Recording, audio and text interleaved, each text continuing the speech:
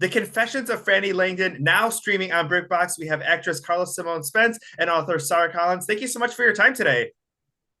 Oh, thanks for having us. Sara, let's go ahead and start with you. A murder mystery with a twist. Tell us a little bit about the book and what we're going to see in the series. Definitely a murder mystery with a twist, a murder mystery that is designed to make you think and hopefully to make you debate, discuss it with your friends, discuss it on social media. Whether you are with Frannie or not, whether you like her or not, there's going to be something to talk about.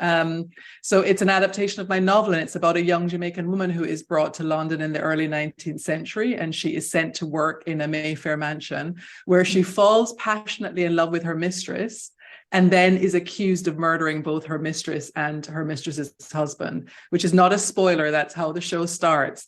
And the idea is that you're in this ride with Frannie, where she is trying to figure out whether she could have done this terrible thing, because she swears she couldn't, but she just can't remember the night in question. And I really hope that viewers are going to connect with what I think is the special bit of the show, which is this tender but twisted and tortured love story between these two women in Regency London. Karla-Simone, let's talk a little bit about, give us a little bit of background on Frannie and her relationship with Marguerite Benham. Frannie is a young Jamaican woman who grew up in Jamaica. And yeah, she starts off working as a maid in Madame's household, and that's where she falls in love with her. She starts off by connecting with her on literature. She's never met a woman that kind of reads the same things that she does.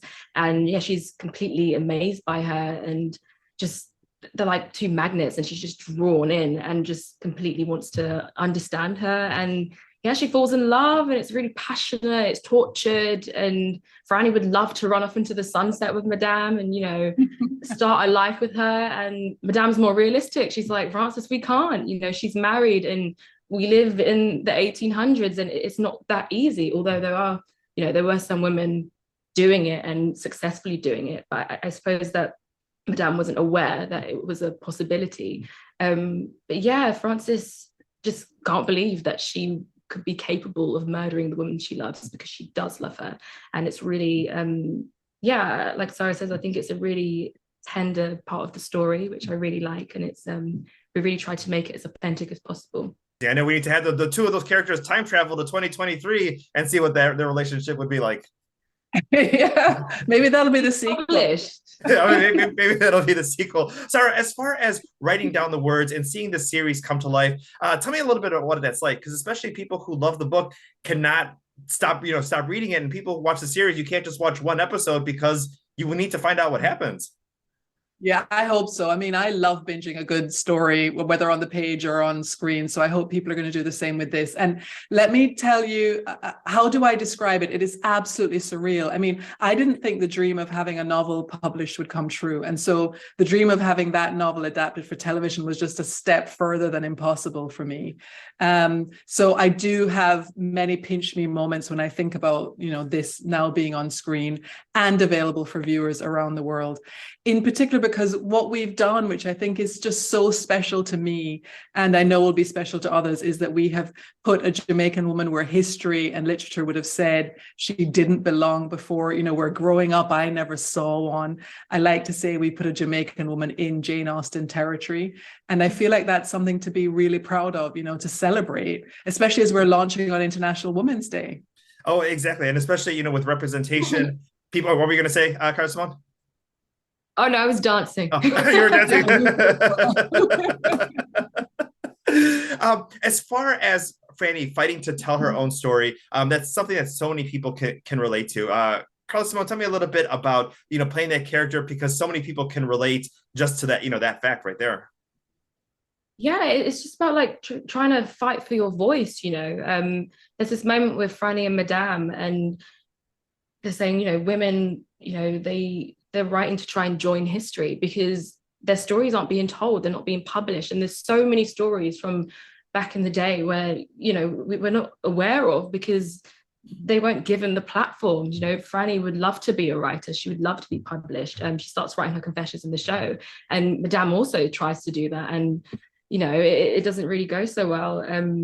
Yeah, I think a lot of people relate to that because life is hard. We're all trying to fight for something. And yeah, Frannie has it particularly hard, you know, because she's in a society where if she was in 2023, she'd be published. She'd, you know, be out and proud with Madame and walking down the street and just having a good time. But there's so many restrictions that she lives within that are stopping her from doing that.